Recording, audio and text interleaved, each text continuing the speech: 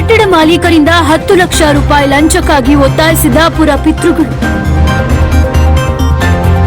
ಮೈಸೂರು ನಗರ ಪಾಲಿಕೆ ಸದಸ್ಯರ ವಿರುದ್ಧ ಎಸಿಬಿಯಿಂದ ಎಫ್ಐಆರ್ ದಾಖಲು.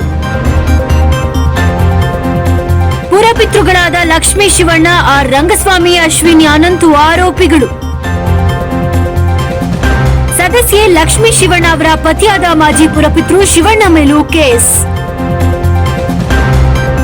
ಈ ಪ್ರಕರಣದಲ್ಲಿ ಮಾಜಿ ಮೇಯರ್ ಸಂದೇಶ ಸ್ವಾಮಿ ಹೆಸರು ಸಹ ಪ್ರಸ್ತಾಪ.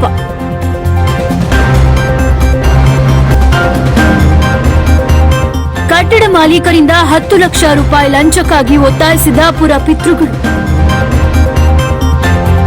ಮೈಸೂರು ನಗರ ಪಾಲಿಕೆ ಸದಸ್ಯರ ವಿರುದ್ಧ ಎಸಿಬಿಯಿಂದ ಎಫ್ಐಆರ್ ದಾಖಲು.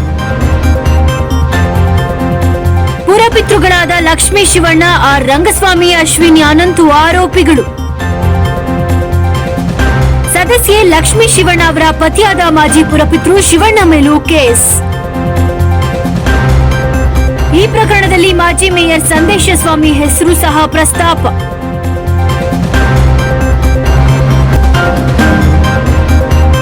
ಕಟ್ಟಡ ಮಾಲೀಕರಿಂದ 10 ಲಕ್ಷ ರೂಪಾಯಿ ಲಂಚಕ್ಕಾಗಿ ಒತ್ತಾಯಿಸಿದ ಪುರಪಿತೃಗಳು. ಮೈಸೂರು ನಗರ ಪಾಲಿಕೆ ಸದಸ್ಯರ ವಿರುದ್ಧ ಎಸಿಬಿಯಿಂದ ಎಫ್ಐಆರ್ ದಾಖಲು. ಪುರಪಿತೃಗಳಾದ ಲಕ್ಷ್ಮೀ ಶಿವಣ್ಣ, ಆರ್ ರಂಗಸ್ವಾಮಿ, ಅಶ್ವಿನಿ ಅನಂತು ಆರೋಪಿಗಳು. ಸದಸ್ಯೆ ಲಕ್ಷ್ಮೀ ಶಿವಣ್ಣ ಅವರ ಪತಿಯಾದ ಮಾಜಿ ಪುರಪಿತೃ ಶಿವಣ್ಣ ಮೇಲೂ ಕೇಸ್. ಈ ಪ್ರಕರಣದಲ್ಲಿ ಮಾಜಿ ಮೇಯರ್ ಸಂದೇಶ ಸ್ವಾಮಿ ಹೆಸರು ಸಹ ಪ್ರಸ್ತಾಪ.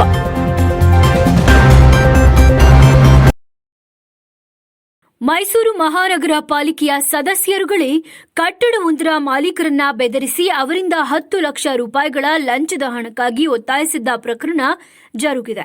ಇದೀಗ ಮಹಾನಗರ ಪಾಲಿಕೆಯ 3 ಹಾಲಿ ಸದಸ್ಯರು ಮತ್ತು ಓರ್ವ ಮಾಜಿ ಸದಸ್ಯರ ವಿರುದ್ಧ ಭ್ರಷ್ಟಾಚಾರ ನಿಗ್ರಹ ದಳ ಎಫ್ಐಆರ್ ದಾಖಲಿಸಿದೆ.